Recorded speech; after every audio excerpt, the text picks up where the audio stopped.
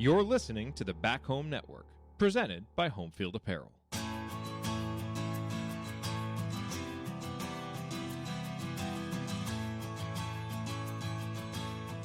Right up Meridian, baby.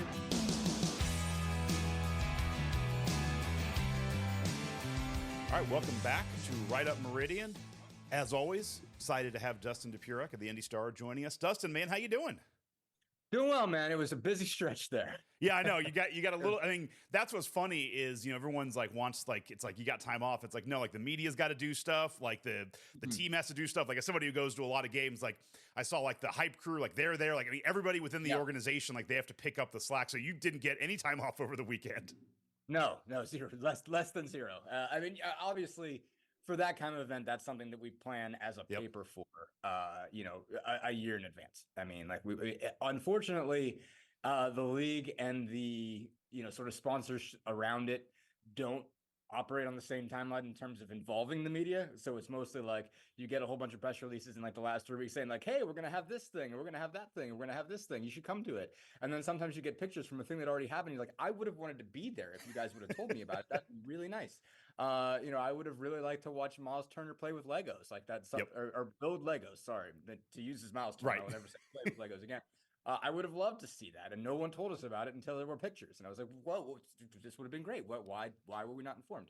But yeah, no, I mean, we obviously to cover an event like that, it's obviously not just me at all. It's the entire, our arts and entertainment people, our news people, several sports guys. We rolled, I think, 5 deep on All-Star Game Night, I want to say.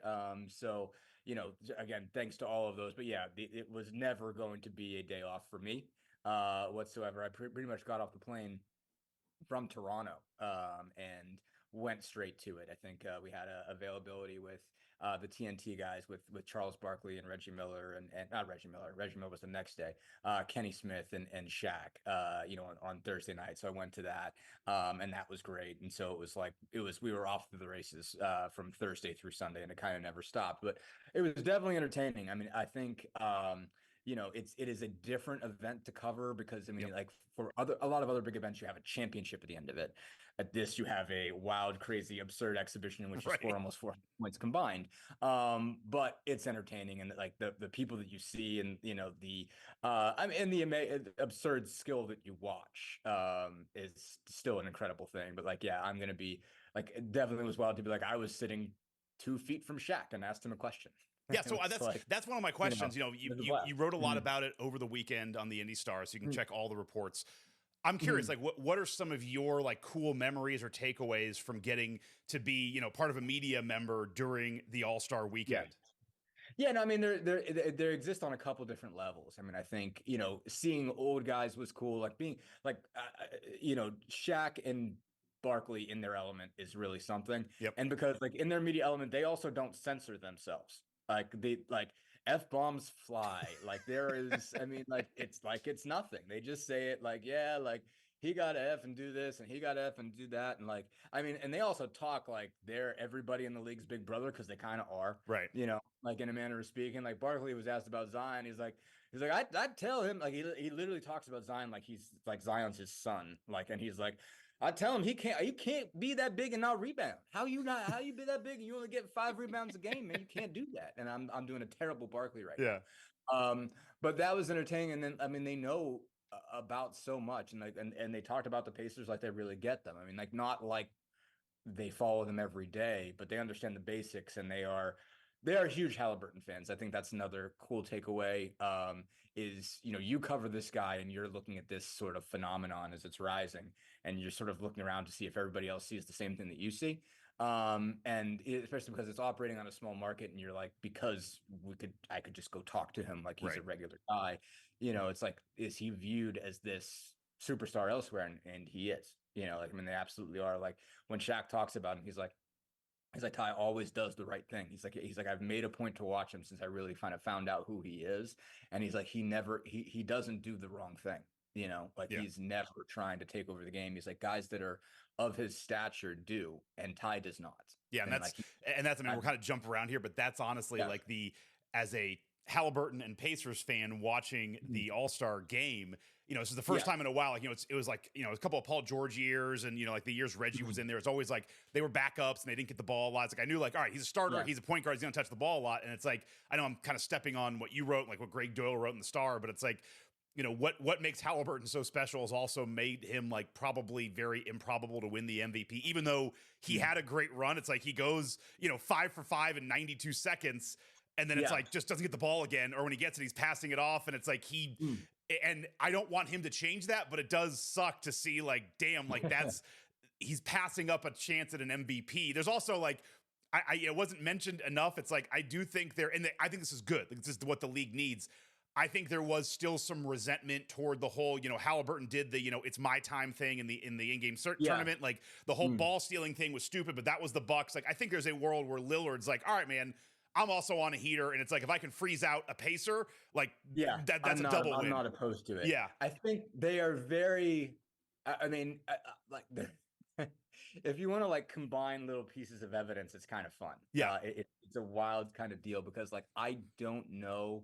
And even like there are, there's like a piece where they're mic'd up, where Tyrese is around Giannis and he's mic'd up, and like Giannis said, like, I'll be your Obi Toppin tonight, I think. And there was I don't get them.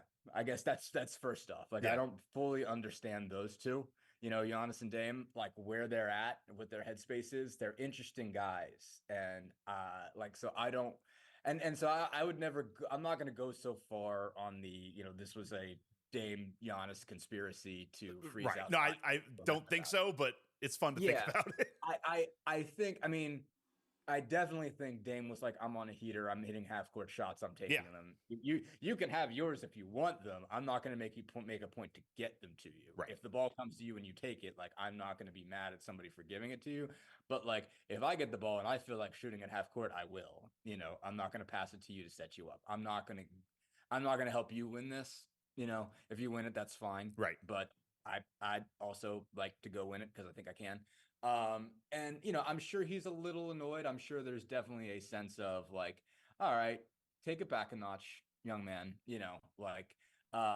but Tyrese is also so darn likable that you're just like, I'm sure that another part of that is like, well, we don't hate him. Like, we're not going to freeze him out and then, like kick him off, like tell everybody not to pick him on the Olympic team or stuff like like that's I don't think that was how it was wired, but I'm like, he and Giannis Tyrese and Giannis, I think, were having pretty good fun dialogues. And then obviously you take it back to like Giannis, Ty was the guy that Giannis wanted to see after the ball thing, because it was like sort of a sense of like, you are the superstar, ergo you decide what happens here. Get me my ball, like we are the fraternity of superstars, and that's how we treat each other, is you go get me my ball.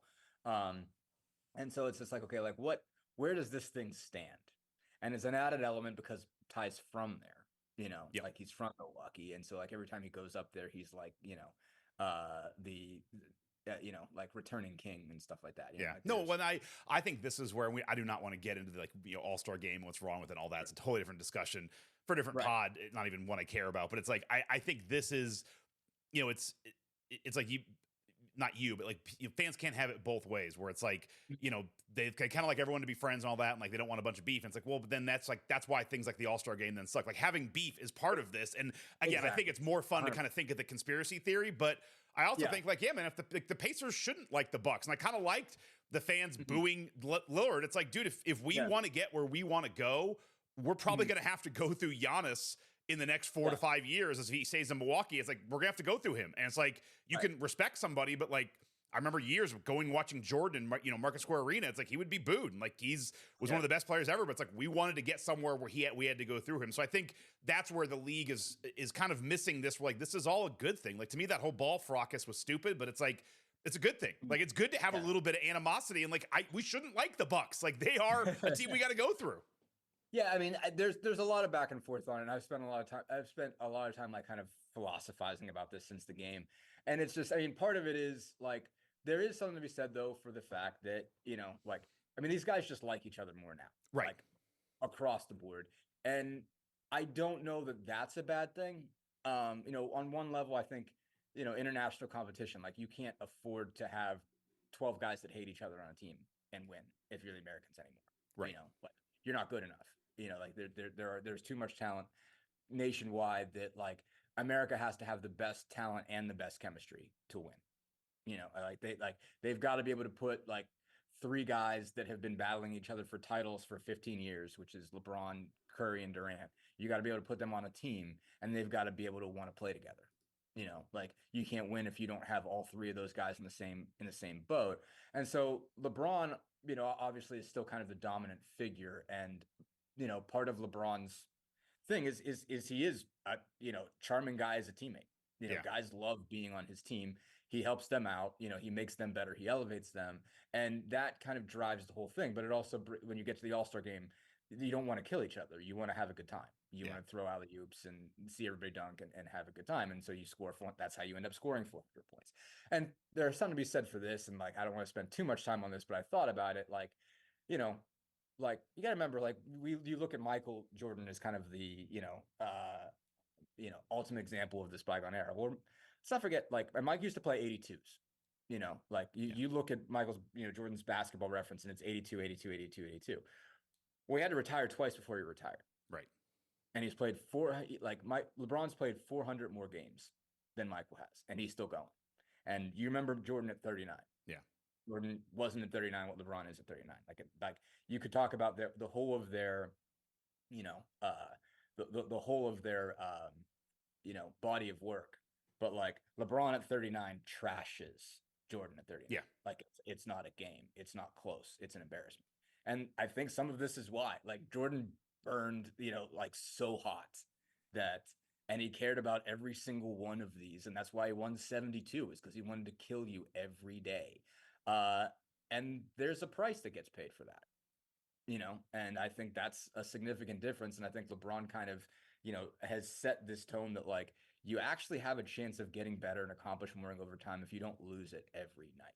Yeah, no, I think that's true. I also, the 2 other things I think is that first off, there is, there's always recency bias, but people forget, you and I are about the same age. Like we grew up, like, I know this is like something that Ryan Russillo talks about a lot that I totally agree with, that like everybody thinks like, oh, in the 80s, like defense was nothing but, Rambis clotheslining or McHale clotheslining Rambis. Like go back and watch some of those games. Like there was some pretty, like not like guys didn't play super hard defense all the time. It wasn't all clotheslines and fights. Like it wasn't all Bill Laimbeer. Like there was some pretty dodgy defense in the 80s and 90s. So it is kind of revisionist history being like, oh man, like it was nothing but, tough defense. And also like, I've read this somewhere else too. It's like, how many All-Star games do you remember as being awesome? Like I watched a lot of them. Like they all kind of sucked for different reasons. Like they're not, it's not meant to be awesome. And the last thing I'll say too is like, this is also just, you are right. The players are more fans, but it's also like fans of each other, but it's also the player empowerment era where, people are moving teams. So it's like McHale could clothesline Rambis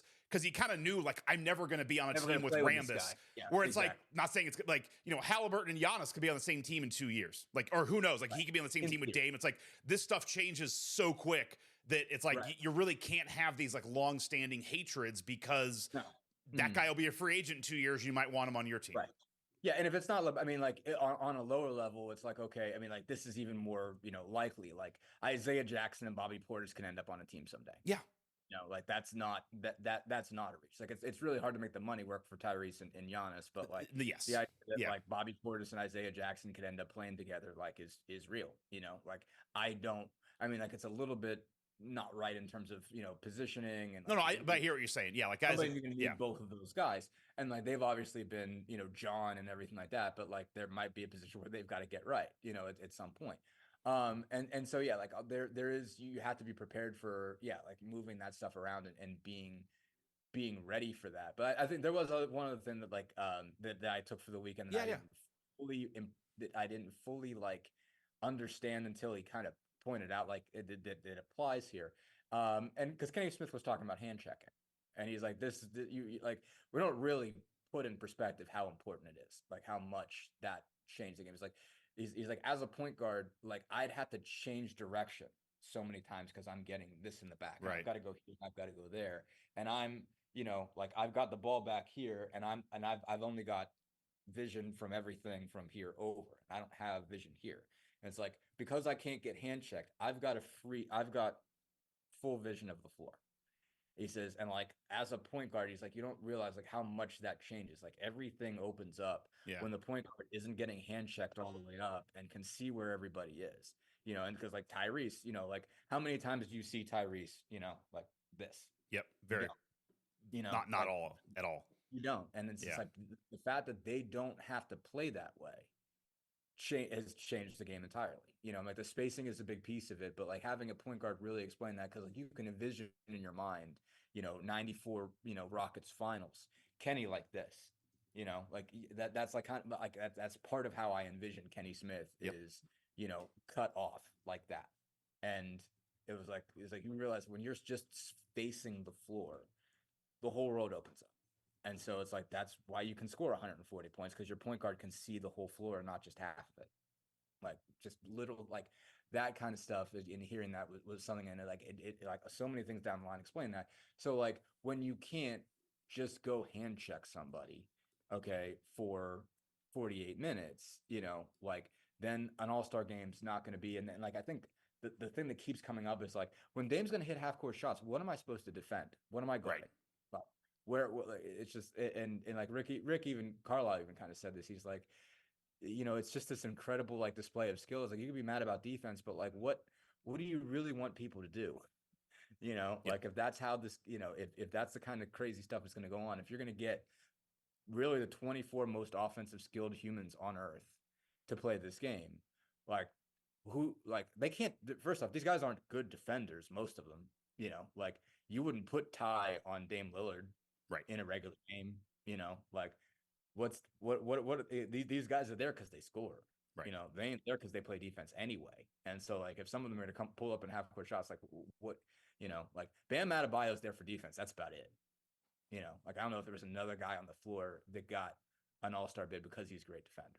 Yeah. So what are you going to do? No, I'm with you. I think the hand wringing is a little bit, and it's, just guys are better 3-point shooters. People take more threes. And when you add in guys taking threes, you get variance that just happens. I mean, the East was just super hot on three. I mean, it was on a bender. It was on an absolute bender. And it's just like, what are you going to do? Yeah. And I mean, it's like, there's a part where it's like, you'd love to see, some of that competitiveness go at each other, but it's also like, so I was listening to somebody talk about this, and then let's move on. But like that, because it was like the Kobe quote came out somewhere about, like guys play harder and, all season scrimmages than this. And like, I get the injury thing. On the flip side, I'm always like, but you see like guys in LA Fitness in the off season going nuts. Like guys play basketball. Like that's like basketball players play basketball. So it's like, they're going to play basketball. But there's the, I think it's like the not Boo Boo. He's Northwestern.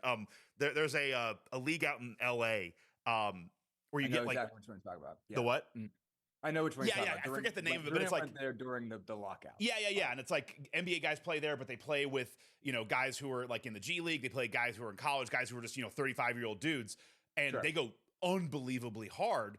But the difference is that, it's because you have variance of skills. So it's like all the NBA guys, they all know what they can do, and they all know they can go hard. So no one's really trying to go at each other. But it's like if you sprinkle in like, and this would be, an idea. I'm not saying you need to do this, but it's like if you sprinkled in a couple like, rising stars or like Oscar Tshiebwe in there, it's like they're going to go super hard. And then that's going to push Giannis and those guys to go harder. But it's like I also take a step back, and like you've been thinking about it, it's like, is that what we want? Like, do I really like part of this is like as a like that to me it was kind of fun. Like I watched my 11-year-old watch the game. He had a blast. Like I don't know if they want to see a great game or just kind of great skills. And to me, it's like as a fan of the Pacers, like I want Tyrese to have a good time, and I also want him to rehabilitate his hamstring a little bit. Exactly. And I'm sure that other like nobody wants Giannis to get hurt. So I look at it as like there's probably ways you could do it. Like maybe you do some more 3-on-3. I don't know, but it's like I'm not sure that I want to see a super high level game. And by the way, like I don't know if the ratings are kind of the same. I think it's all kind of hand wringing for kind of something that maybe nobody really cares about or wants. No, I mean I think one of the best arguments I saw Sam Vecini from The Athletic is really good. These draft guys really good. And he said, on Twitter, he was on Twitter, and he said, on this podcast, I really pointed out like how bad this is. The fact that it's bad, the reason what's bad about it is it's the week after Super Bowl, and for a lot of casual, just general sports fans who kind of pick the sport up, you know, that like the sports season is a relay race for them, you know, Right. like I've been that person too, that you're like, all right, like, you know, what's closest to the championship, I'll pick that up, and then Right. I'll go to the next one. And you get off of Super Bowl and you're like, okay, well, all right, I guess it's basketball time until baseball, you know. And it's like, all right, well, who's where? All right, well, the NBA's got its All-Star game this weekend. I'll check them out and see what's going on in the NBA. Oh, this is trash. You know. And so like I get that sense of like how bad it looks for the league, you know, if someone who's just been concerned about the NFL, you know, all the way through the second week of February is like, oh, I'm going to check out the NBA. Oh, their All-Star game's trash. I'm not going to come back, you know.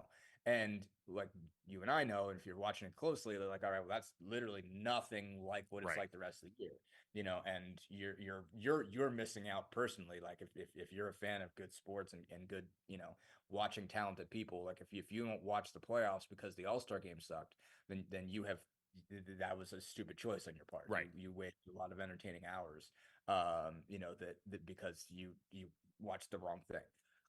But yeah, no, I mean, I found myself, I said this on our video after, like, I find myself laughing, you know, at half, you know, in my press box seat. And I don't think that's a problem, you know, like, I just don't. I even talked, you know, Halliburton was talking about it a little bit yesterday at practice, and, you know, about how it was viewed. I'm like, all right, like, how did you view it? Because it does seem like there's a little bit more defensiveness. You know, it seemed like Damian Lillard was like, well, I hit half court shots. What do you want? Yeah. You know, and like that, I was like, is that how you guys view it? And you know, he said, you know, I think, did we accomplish, you know, like they wanted us to take some more seriously. We accomplished that. No, I don't think we did. I still don't think we're taken seriously enough. Part of me wants to be like, Ty, like, one, you're not there to play defense. Two, if you played defense and I was your agent, I would tackle you. Right. Like, I would not let, it would be like, oh, Ty's in a stance. No, go out off bench now. Get out of here. Like, what are you doing? Like this, like you're either still on a minutes restriction or you just got off of it. And, you know, like, you don't need to get yourself in trouble. And Ty, you know, did say that too. He's like, what would you want? Like, me to go all out in this, or me to be healthy for the last 26? And it's like, you know, one, that, two, you're an all-star because you throw alley-oops and hit threes. Yeah. Like, that's what like you're there to put on that show. And he did. Like, I don't think you could, if you're a Pacers fan and you wanted to see Tyrese Halliburton do cool stuff at the All-Star game, you can't say you didn't get your money's worth. No, I completely agree. And like, I want to be like, Ty, like, what, you know, one, you are not changing this game defensively, no matter, even if you decide you want to, you're not going to. Like, just be, you know, it's cool. Like, it's you. I mean, like, you put on a show. You absolutely did what you were there to do. Yeah, you know, no, I completely agree. The last thing I'll say for All-Star Weekend, just because I have a platform and got to say it, is like, I was there for Super Bowl and I thought Indy did a great job. I think Indy did I'm going to be careful here. I think it's an NBA thing, but you know, I went to All-Star Saturday, so I went on Saturday night as a fan. Took my family, or my wife, son, and a friend of his. And, you know, I remember the Super Bowl. It was a perfect experience. I've been to Final Fours at Lucas Oil. Like, it's been like, man, Indy knows how to get it done. It was a shit show.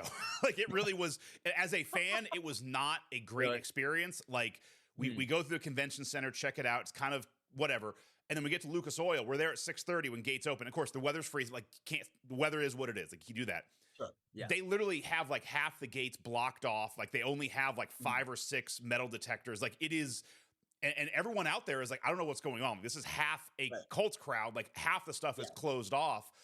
So it took us like 35 minutes to get in. It was rough. And then getting out, it's like they had half the doors like locked off. Like, we suddenly got off on a side street. Like, everything's closed. You couldn't walk on the street. And it's like, all right, you know, my kids are freezing. It's like, all right, we're going to get into the convention center. It's like, oh no, that's all blocked off. Like, you can't walk through that. And it's like, I realize it because it's probably an NBA thing. Like, it's probably because of All-Star and like all the celebrities that are coming in. They probably have things closed off. And I noticed like TNT had like an All-Star after thing at the south end of the convention center.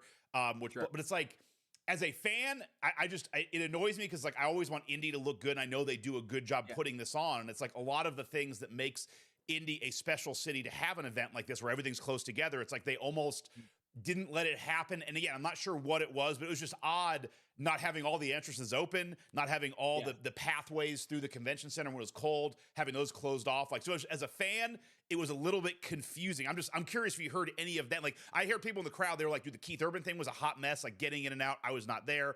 I wonder if it's like if it's like the NBA takes over on this and they do certain things. Like, I'm not sure. It just felt very un-Indy like for a large event.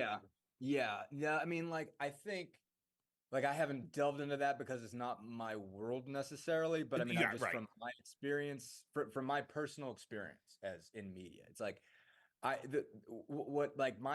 overall description was everything's great once you parked your car. But oh my God, I've never, never experienced some of the stuff I experienced this week from a driving around perspective. And some of it was the weather, and shouts to my guy Daryl over at the Ascension St. Vincent Center, who's like the security guy who always lets us in practice.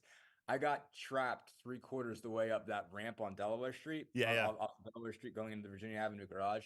And Daryl and I believe the other guy, they told me, like, I didn't know him, but the other guy's name was Angel. And they came out and pushed my car up the ramp. So, because I got flat stuck in the snow, and Daryl's an older dude, and Daryl came out and was a champ.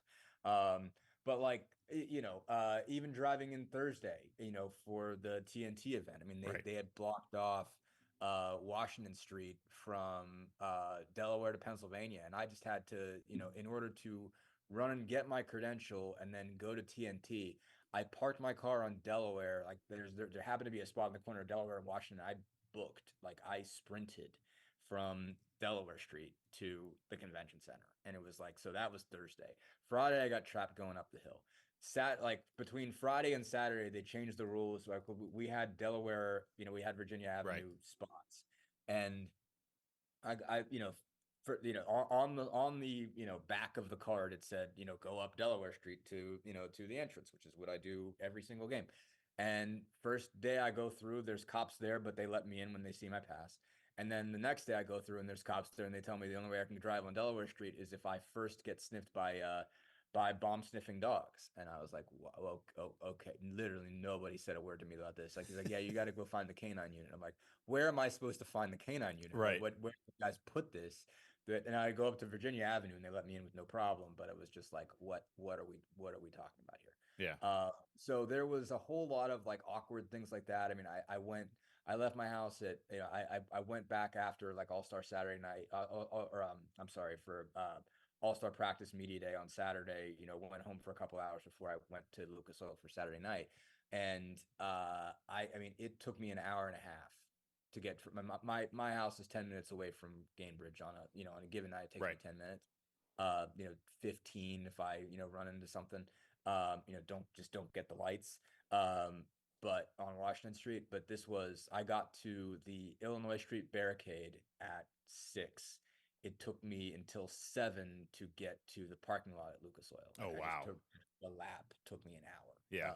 And it was really just, there was a lot of logistical messes. Yeah, it seems weird for a city that like has done so much at Lucas Oil for larger events. And again, it's like that's only 35,000. Like a Final Four is 70. Sure. And I didn't and I mean, I think because I'm trying to give the city the benefit of the doubt, because me too.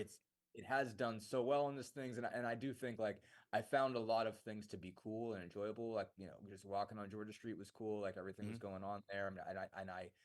I want, from a selfish perspective, for Indy to have big things, and so like there's some bias there. But like, and you'll always just hear about how great everybody does and everybody did and everything. And so some of it I don't know what to attribute it to, and I also have only seen so many of these big things up close. Like I was in Bloomington for Super Bowl. I like drove through it one night, but I didn't come up here and I didn't live here. And so, like I hadn't seen that all up close to judge it in the same way, to say, okay, well, like that time it was 30 minutes to get from here to there. But it definitely, I had some adventures is the best thing that I would say. Yeah. And some of those are probably user error. But some of those were definitely like, I cannot believe how slow these cars are moving. It was pretty incredible. Well, no, we made it through. And the last thing I will say is, this is just as somebody who lives in the Midwest, and it's like, we live here. I do hate when, the national guys are like, man, it's so cold here. Like, oh, just do it in LA or do it. It's like, 3/4 of the teams in the NBA are in cold cities. Like, it's just like, that's the way of the world. Like, a lot of people live in cold. It's like, stop bitching It's about an indoor sport. Guys. Yeah. It's an indoor sport. Get over it. Anyway. You're playing it in courts. And it's like, and to I mean, for a more average human, like, this is way better because, like, I mean, if you're having it in Miami or if you're having it in, like LA or something like that, like, those places are spread out, like really spread out. Like, the cool thing about Indy is you get your hotel if you stay downtown. Yeah, it should be one Uber from the airport to the hotel and you're done. Yeah, exactly. You're set for the week. You don't, like, every restaurant you need to go to is there. Every bar you need to go to is there. You could stay out until 3 a.m. and carry your beer around. What, like, for not even an average human, for the, like, upper middle class, and let's be serious. Like, if you're like regular middle class, you're not buying tickets to this, and coming from another, state to do this. But, like, I mean, for the most part, if you're coming from Chicago or if you're coming from Detroit or whatever, and you got tickets for All-Star Saturday night and you just want to have a cool weekend and somehow you manage to afford a hotel for less than $300, I guess, a night, it's an awesome weekend because you don't have to go anywhere. Like, and I will say the Saturday night thing, being there in person, I've talked to a couple of friends who weren't there, and they're like, "Man, it must have been boring all the time." Not like, actually, no. Like, it really, like, they put on a show. Like, it flowed. Like, I really couldn't even tell when we were. I mean, obviously, I'm not an idiot. I knew, but, like, I couldn't even fully get. Like, I was like, "Oh, I didn't realize that was a timeout break." Like, versus, like, like an IU game or where it's like a CBS game. An IU game on CBS. Like, man, these timeouts are dragging. It's like they kept it moving. They had stuff going. Like, I was very impressed with the in-game experience for the All-Star Saturday. Which was a ton of fun. Like, that was, I'm so happy I went to that. Anyway. Yeah. There were cool things on Sunday too. Same deal. I mean, they had all the Pacers All-Stars come out for a minute at the game. They had this really cool tribute to Oscar Robertson with Spike Lee and Jalen Rose and Mike Epps came back to talk about his importance and Crispus Attucks and everything. Well, that leads us into a question. So I put this out on our, if you're not part of the Back Home Network Discord, come join us. I put this out in our Discord, some questions, because I told people I was having a pod with you. Luke asked this, and you may not have an answer, but just you might be the one. A lot of former Pacers were in Indy for the All-Star weekend, which was great to see. Where was Danny Granger? Is there bad blood, or could he just not make it? I have no idea. Okay. That's a great question. I mean, that's a great question. And it's definitely one that, like, had I been on the beat for that long, I would know. Yeah. I'm not around enough to have any connection to Danny Granger. Like, Danny Granger could be on the moon and I wouldn't know. So, like, that's, but I mean, it's a great question.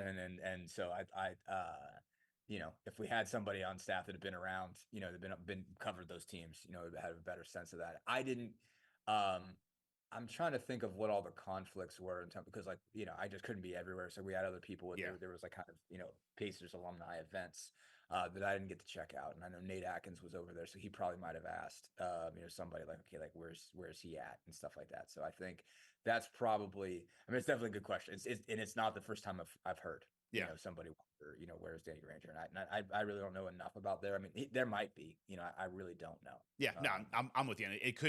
It could be bad blood. It could also just be like, hey, man, like, my daughter's playing a basketball. It could just be like, yeah, hey, I got some personal stuff. Like, I just don't want to get to Indy, or I can't make it, or, I mean, who knows? Like, it's these people are people too. Like, when they're done playing, like Rick Carlisle wasn't there. Right. Always. And that's wait, why. there's bad blood? No, there's bad blood. He's quit. No, I mean, he went to go see his parents in New York. He went to go see his daughter in Charlottesville. She's at UVA this year. And so, like, that was his chance to go catch up with everybody. I mean, almost like that's the first thing he does when the season ends is goes to see his parents up in, upstate New York, upstate, like, by the Canadian border, New York.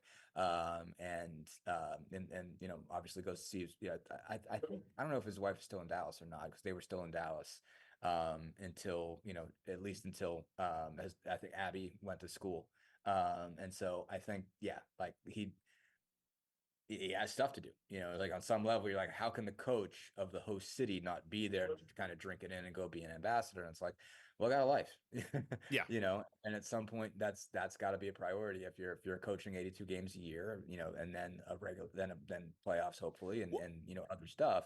Like, at some point you have to connect with your family, and you have to take stuff like the All-Star break to do it. Well, and this is, this is not a great analogy, but it's the closest thing I have is that, when I was working in the ed tech sales industry, like there's a big show called ISTE, which is like the biggest technology show, and it goes around the country, and it's a huge conference, like 20,000 teachers go. And the first couple times I went, it was awesome. It's like, oh, this is amazing. And like I was going, as a vendor, so I was showing off our stuff. And it's like you have access to vendor events. Like it's really cool. You have like a backstage to this conference. Nothing like All-Star Week. It was just like it's like a big teacher technology event.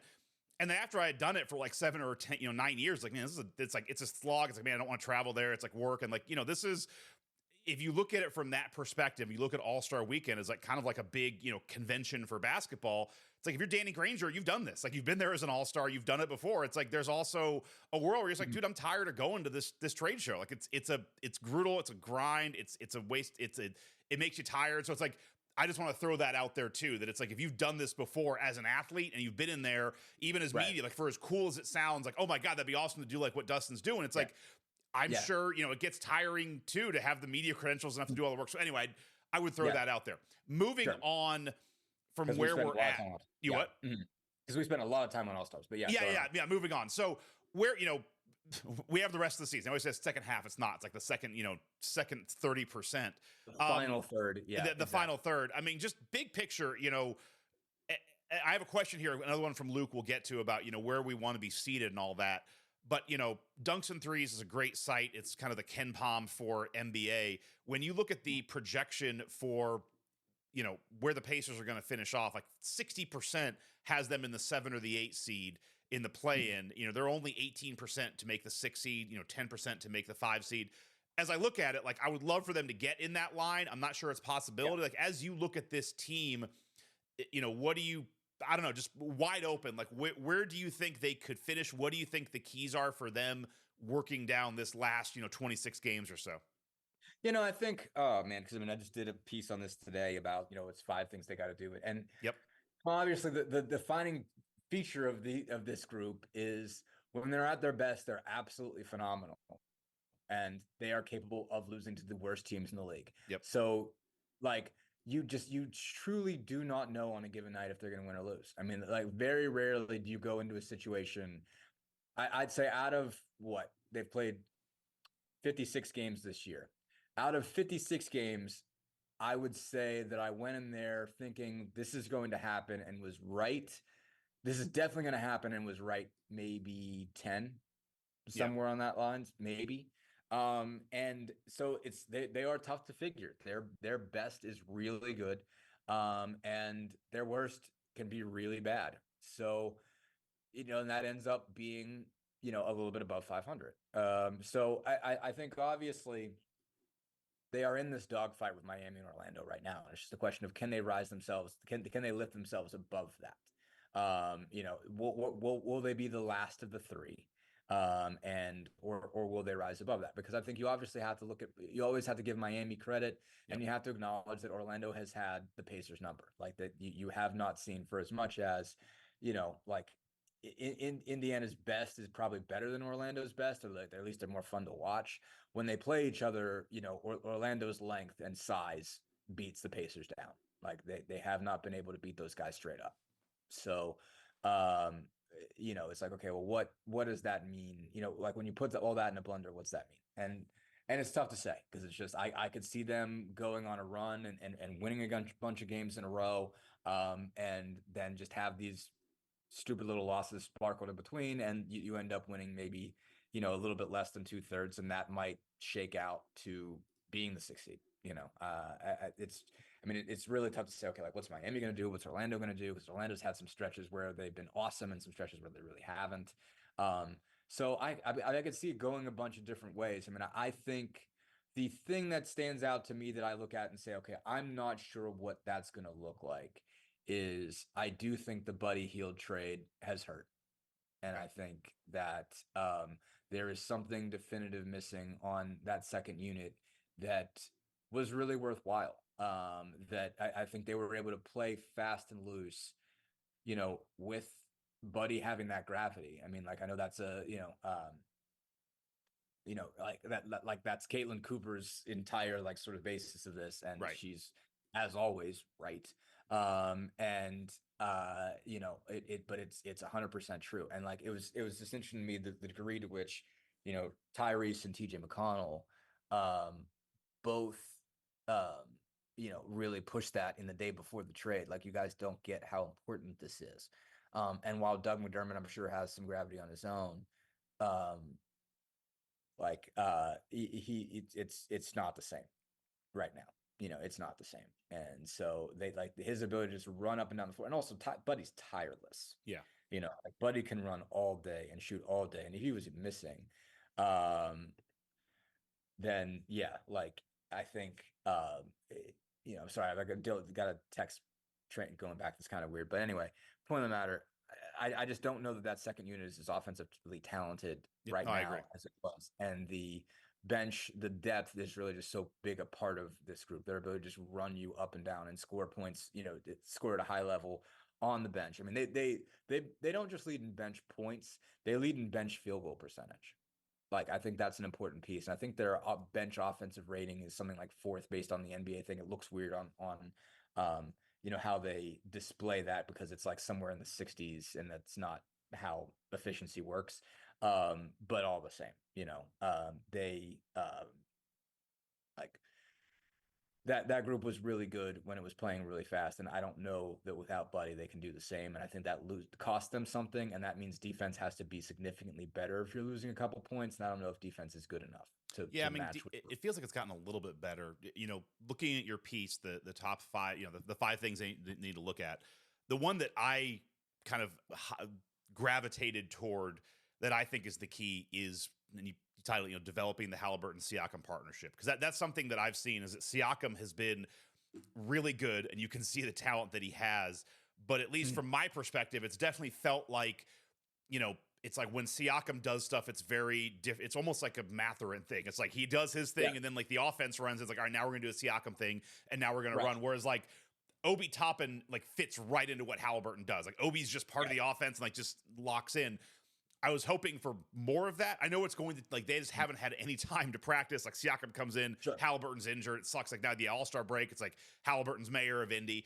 You probably won't see that until next season, like really where it needs to be. But I look at that as like, if they could just figure out a little bit more to get them both coordinated in offense, I think it solves a lot of the other 4 points that you brought up. Because, as we get down this stretch, I don't disagree with you on the bench or Buddy Hield, but I do think like you will start to see the lineup tightening up a little bit if you get to the playoffs. Like, it's going to really tighten up. So it's like, that's not as big of an issue. If they're playing better together, you should be able to beat those bad teams that you need to beat. So I look at that as like, to me, that's the key, is like, can we get Siakam doing what he's doing, but doing it more what feels like in the flow of our offense? Yeah, no, that's a huge piece. That's a huge piece. And it just like, and I don't even know exactly how this looks, but making it so Halliburton and Siakam are force multiplying each other. Correct. That instead of it feeling like they're playing 2 different games that you're trying to force meld together, to play the same game. And I don't know exactly what that requires in terms of like what Siakam has to be doing versus what Halliburton has to be doing. But like there are some times where it still feels like there's Ty's game and there's Siakam's game. You're just hoping you benefit from both. Right. And they have, but just make it so that on some level there is, a synchronicity to it that's not there yet. And so I don't know what that requires, because I mean, I do think, on the flip side of that, one thing that makes Siakam as valuable as he is if you're going to double Ty, and force the ball out of his hand. Late clock, nobody's better than Pascal. Yeah. Like, I mean, like out of the group they have right now, the ability to, if someone's on you, get a shot and make it, Pascal's probably the best. I mean, Ty's good in his first step back and stuff like that, but like, Pascal's like post up, fade away, 15-footer. I mean, man, like that, he is knocking that thing down at a really high clip. No, I agree. It's just how do you, it's like connecting that where it's less like, all right, now it's Siakam time. Exactly. But he's got like, I mean, nobody's better on that team right now at contested twos. Agreed. Yeah. Contested twos. Like he is so good at that, and like that's just gets them buckets that they would not get otherwise. And so it's like, okay, but that also almost feels counterintuitive to what they usually do, because it's mostly about, not producing contested twos. But when you need a contested two, Siakam is the guy who gets it for you. Two more questions to get you out of here. This is another one from Luke on our Discord. I'm going to paraphrase Luke. I apologize. He has a long question, which I like, but it's very much like, if the Pacers are the 6th seed, who do you want to play in the first round? Like a lot of that, like who do you want to play in the second round? He was saying that, he would prefer saving Milwaukee for the second round and playing Cleveland in the first round and not New York, which I like. I think we're a good matchup with Milwaukee, but I'm going to paraphrase it this way. You were talking about how you think the Magic are a bad matchup. As you look at, where the teams are, not so much where we're going to fit in a bracket, because that's really hard to figure out. What are the teams that, quickly you think match up, the Pacers would match up well with, and teams that you just do not want to see in a playoff setting? Yeah, I mean, like they that's the tough part is like the only team in the top 8 they haven't beat is Orlando. It's the only team that's wild. That's true. Yeah. Like that is the utterly wild part. I mean, they haven't, and they could be playing 7-8, like a 1-game playoff to, I guess play one more, but yeah. That is honestly on a 1 game. Who do I think they have the least chance at? Like, I mean, it's different playing in a playoff series, but like when they go in and play, and I think, who out of that group that I think, all right, like I don't like their odds. Orlando is number 1 on that list. That's a great call. Yeah. Like it's weird to say, I know, because their record is all the way bottom, but like, because they've got so much length, so much body, Orlando has beat them up. Yeah. Orlando has beat them up because they have not just one, but several of the guys who are problems for them. And they're probably going to be better with Siakam against them. But I mean, like, Siakam gives you the body. I do think a lot of people were saying like you'd like more, defense from Siakam, even though like he at least gives you a guy that you could put out there, and feel like you at least have some level of like physical matchup there. Like he ain't walling those guys off yet. And you do need more of that from him. But they don't just have Banchero. It's Wagner, it's Moritz, it's Carter. I mean, like they are muscular, tough dudes, and they beat you up, and the Magic have beat them up. So yeah, I mean, that's so, like, oddly enough, that's the one that you want to avoid the most. I mean, and everybody else, I think they've at least got a puncher's chance against. No, I mean, that would be like the deaths or the really bad scenarios. Like if it's a 7-8 matchup against the Magic, and then you lose that, and then suddenly now you're playing the Hawks at the, if you play the Hawks, something like that, it's like now I think the Pacers are better than the Hawks, but it's like that's a game where it's like that could be 140 to 138. And so you're like, if Trey gets hot, you could just be screwed. You could be. Yeah. I mean, I don't think. Yeah, exactly. Bottom line, I trust them in a play-in. Even if they play Orlando and lose, I trust that they beat whoever's coming out of the 9-10. Yeah. Like if they end up at the 8 and they play the Magic, and I think they'll lose, honestly, just because I just haven't seen them beat them yet. But I think whoever comes out of the 9 and 10, they get. That being said, if they end up the 8, then they're going to end up with Boston. Like Boston's going to get the 1. Yeah, and that's a tough matchup. It's just, I think, I mean, they are going to give them a game. They're going to make it fun, and they're going to lose. Right. As much as like they do have a puncher's chance against them. They have proven they've beaten them a couple times. They don't play this, like, obviously the first time when they didn't have Ty, this wasn't the case, but they don't play the Celtics and wilt. Right. They don't go into, they didn't go into the Garden and be like, oh my God, like Jason Tatum, what are we going to do? They are not scared of them. Like, you have to give them that kind of credit, but on some level, it doesn't matter if they're not scared of them. Like, Boston has just so much juice in that top 6. If Porzingis is healthy, I think this is the Celtics East to win. Like, I mean, if Porzingis stays healthy, yes, it's going to be a fail if the Celtics don't make the finals. It just is. I mean, like the rest of the East is just, they all have their own little flaws. It is the Celtics and everybody else. The only thing that changes is if Porzingis gets hurt, which is not that I'm saying I want it to happen, but it's like it's happened every other year. You have to throw that caveat out there. Then I think that fundamentally changes the Celtics team, although they're still probably the best team even with Porzingis is out. Yeah, exactly. They still have probably the best collection of talent, but it's just they need a big, like they don't have enough in the middle if they don't have him. Yeah. Like Al Horford's nice, but you can't win a game. You can't win the title if Al Horford's your best pick. Yeah. I mean, the only other thing I'll say with the seeding is, the 76ers are 3-7 in their last 10. Who knows when Embiid's coming back? Like I could envision them falling into that 7-8-9 or 7-8 range. And I look at it as like it's 4 teams going for 2. I throw the Sixers in there just because without Embiid, it's a different team. And then they're going to probably try and reintegrate him at some point, which is its own challenge. So it's like I look at the Sixers, Pacers, Heat, and Magic. Those 4 teams are fighting for 2 spots. Yeah, you're probably right. I think I won't feel that. I won't think of it that way until they're there. Fair, yeah. Like, but it probably will happen. So I'm not disputing that.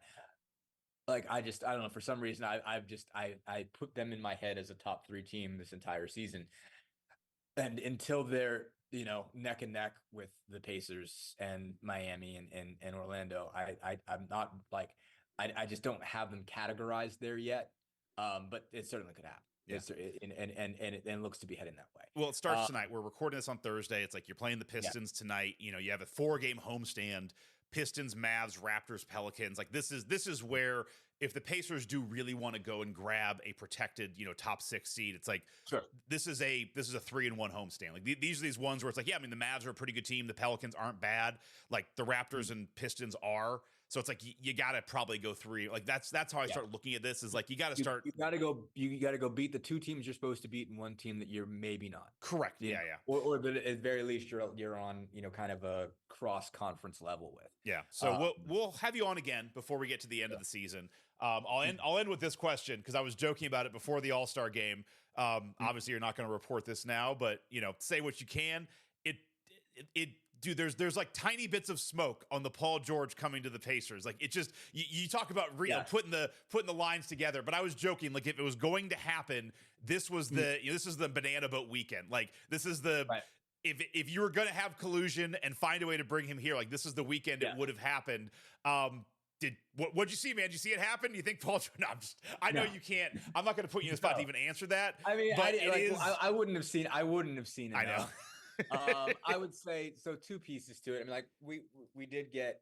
There were 2 areas of Paul George availability. One was after the All-Star game, so I didn't do that. But I mean, I was there for most of the for the kind of media day with Paul George, and like I mean, he was just facing questions coming from all over the place, and you have these sort of social media folks who come in and they ask everybody the same question, and most of them are terrible. Every once in a while, they've got a pretty good one. One really good one, as an aside, was like, what song or album do you think defines your career? Like if you think of like what's a song that you kind of relate your or an album you kind of relate your career to. And I thought that was a really good question. Like that was really cool meta stuff because I'm into music, and I was like, it was cool to see people come through with that. The trouble with that question is most of the guys in the NBA are listening to stuff I've never heard of. So it's not gonna be like, oh, I'm into like Red Hot Chili Peppers, or it's like the answers are gonna be like little. It's gonna have a little or a Nas or an X in it, or maybe all 3. Exactly. It's like I'm gonna be like, I don't know any of this. But anyway, go ahead. Exactly. So Miles Turner's. I have a lot of faith in Miles Turner's musical taste. Yeah. And so like he's into Tyler the Creator, and I haven't really gotten into him yet, but like. I kind of trust Miles because he also takes other stuff seriously. Like he did his top 5 favorite artists included like Stevie Nicks and Queen. There you go. Okay. Miles, Jack White was another one. Like Miles gets into it. Metallica, like he is very, very eclectic. Miles is a Renaissance man, if that's not obvious already. But so I was like, all right, I'm intrigued. Questions like that of Miles Turner like get me going because I'm intrigued by what he's going to say. But anyway, point of the matter, there wasn't too much to, like it was hard to get Paul focused on something, and you were like, all right, like how are we going to get into the Indiana thing? And and only kind of still got there. But I think he has a ton of respect for the organization. He loves Tyrese, just flat loves Tyrese Haliburton. And I think there's some level in which there's a chance, but he likes LA. He's an LA guy, and the Clippers might win it. The Clippers have a chance. They're building a new arena. They already re-upped Kawhi. Like, I think the Clippers are looking at this as like they are it was supposed to be their time already, it felt like, but like the fact the window hasn't closed, I think it's kind of re-energized them a little. I think, they saw it kind of fading and it didn't. And now they added Harden to that. And I think they look at this as we're not done and, like that this isn't over. And let's re-up and throw a whole bunch of money at this and see if we can really pull it off, and again, with the new arena coming and everything like that, I think they're viewing themselves as having a real chance. And so I don't think he'd walk away from that.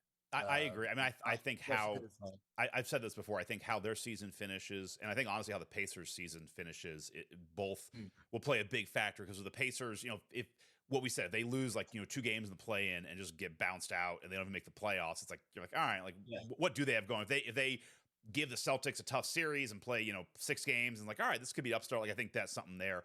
The only thing I'll say on Paul George, not that he's even remotely listening to this, but it's like, I've always said this. I think it's interesting. I've been back for most of his games where he's returned. It's been boos, but not horrific. And it's like, I even heard a comment on this weekend. It's time to put this behind us and all this. And like, I will always say this. Like, I look at the way that he left Indy as like I would never boo him. Like I'm being honest. Like even from the day one, I'm like I thought he treated us perfectly. Like he put Indy in a great position to get some talent out of him. He never. He did want to be traded, but he did it in such a way where it wasn't like the gun was to our head and we couldn't get full value. Like you joke like the Paul George trade tree gets you to Tyrese Halliburton. Like all those pieces get there, and like they got they got 2 All-Stars for him. It wasn't like I'm not going to play. It wasn't like, hey, do me. I've always stood by this, and I said it at the time that it's like he was very gracious, kind of like, hey man, like I'm not going to resign. Like, so now's a great time for you to trade me. And it's like, that's way better than being like, oh yeah, I'm going to resign and resign. Then just being like, yeah, I'm not. And then we could have lost him completely. So I've always been a little bit miffed why, yes, he's a great player who isn't playing here. And I get why you're annoyed at that, but he let you get value for him, and he didn't just walk away with nothing. And he didn't, put you in a position where you're doing like a Harden trade where you're getting 60 cents in the dollar. So I've always been a little bit miffed by people who are pissed at him. It's like people want to leave, and he did it. And to me, one of the more respectful ways you've seen a superstar do it in a while. Yeah, no, I'd agree. I mean, like obviously I wasn't following it that closely, but just looking at the tree, Derek Kramer always puts out the Paul George, trade tree. And, like literally like your franchise is where it is because of that. I mean, like sometimes like, that's really what buoys a franchise is when you draft your superstar. And even if it doesn't work out, being able to constantly turn that asset into bigger assets, or equal assets, and finding a way to do that. I mean, it's not always easy, but I think they obviously knew that, like, all right, like this is a guy that if we're not going to be able to keep him, and to your point, it's like when they just walk, you end up taking a 0 on that, and so you managed to buoy the franchise in that post era with Sabonis and with Oladipo, and had a couple pretty good years with those two together, and then when Oladipo gets hurt and you find yourself in a position that you have Turner and Sabonis and they're too redundant, you get an all-star point guard who's now is the face of your franchise. And so it's just like the fact that you could let that that he helped you do that on some level was a big deal. And like I get everybody's like this as far as when somebody leaves a small market, like I grew up a Pirates fan, and like I cannot tell you, like Barry Bonds got booed the rest of his career every single game. Now, Bonds obviously earned that with more stuff, but like it wasn't like prior to, it wasn't like there was a period in between when he left and when he was obviously juicing that we started, cheering him, that we were like, okay, like bygones people about bygones. Like, no, like he was booed vociferously every year from 1993 through 2008 or whatever it was that he retired. Like every single time he came to Pittsburgh, he got booed for 15 years. And it's just like that's what small market franchises do. Yeah, like a small market, Midwest, Rust Belt, whatever you want to call it. When someone leaves, they let loose and they never stop. And so I'm not surprised that it's like that. I mean, you're right in seeing the nuance in it, but that's just what happens. Whether it's Indianapolis, whether it's Cleveland. No, I get it. Like it's just, I mean, maybe like, I mean, I can't remember how LeBron got treated. Like now at this point, like early on when they burned his jersey and everything like that, I remember like it was like that with LeBron. Like now it's not like that. He came home, won a title, and went to LA. But like the Miami years, I think were pretty brutal whenever he came into Cleveland, and so that's just how we operate. And but I would say, I mean, the thing is, like, but with Cleveland, like they got nothing for him. Like they had a right to be pissed because it's like he was kind of egging them on about like I might resign, and so they didn't trade him. And they got nothing for LeBron. Right, exactly. And so that stuff. Although they kind of did, because then the NBA gave him the first pick like two of the next 3 years. Exactly. And then they re-signed LeBron. Okay. Yeah, exactly. That turned out okay for what they were able to get out of that. But yeah, no, I mean, but like my point being is you're right. Like he did handle that part ends up better for the franchise, but that's just how it works. And I think, the one thing that George did say was that like, man, I wish we had the All-Star game in warmer climates. Like he was in that group. Yep. Because it had snowed on Friday. He went to Cabo before he came to Indianapolis.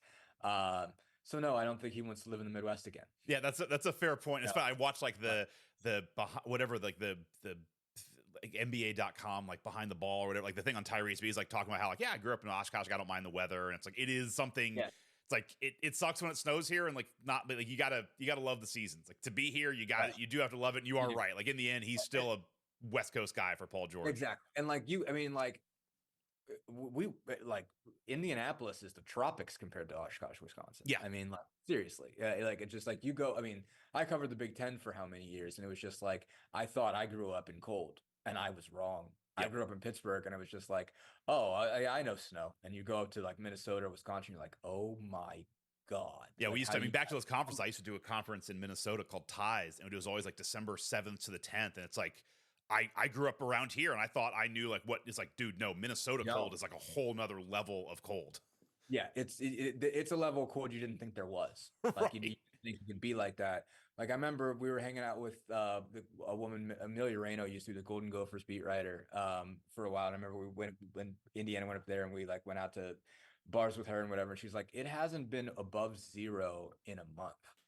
And it was just like your jaw drops. You're like, I can't even fathom that. Well, like, the thing that always got me is like I'd go up there to work with schools in like April and May, and it's like there'd still be snow on the ground. It's like here, it's like at this point in the year, like February 22nd, it's like our part in the Midwest is kind of like, all right, I see the light at the end of the winter tunnel. It's like we got some nice days, like we can play some golf next week. It's like pretty soon we'll have the days where it's like 52 and guys are out running in shorts and a t-shirt because it's like nice out, and it's like you see the light at the end of the tunnel. It's like, oh no, man, they still got like 3 more months of not just like kind of winter. Like we're talking like got to shovel your driveway winter. Exactly. Like not forget shovel your driveway. Like there is in Minnesota in February, there is snow up to here on the side of the sidewalks. Like you basically like your sidewalk is really a tunnel. Like from January through March or whatever. Like I mean it is like packed up 3-4 feet high, next to the sidewalk. They clean the sidewalks. I mean, they're very good. I mean, like Minnesota clearing snow off so that you can drive is like a military operation. Like it is truly incredible to watch what they do and the level of sophistication that goes into making it movable in that town. But like at this point, like I'm sure, like you walk down the streets in Minnesota and like snow is piled up to here. Yep. Like you go this way, it's up well above your waist. Like it's absurd. It's like it's absolutely incredible. And so like if you're used to Oshkosh, Wisconsin, you're like, oh yeah, Indianapolis winter. What? Sure. Like what? All right, we'll leave it at that with hot winter talk. Dustin, awesome having you on as always. We'll get you on as we get closer to the playoff picture and see what things are going on. Check him out on IndyStar.com for all Pacers things. And for everybody else, thank you guys for listening. For Right Up Meridian podcast, this is Scott signing off.